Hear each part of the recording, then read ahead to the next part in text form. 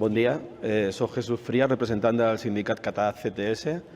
Nosaltres estem total i absolutament d'acord en la constitució de la taula. De fet, un dels principis del nostre sindicat sempre ha sigut aquest, d'igualar les condicions de treball del personal de la sanitat, i sempre hem defensat un únic conveni.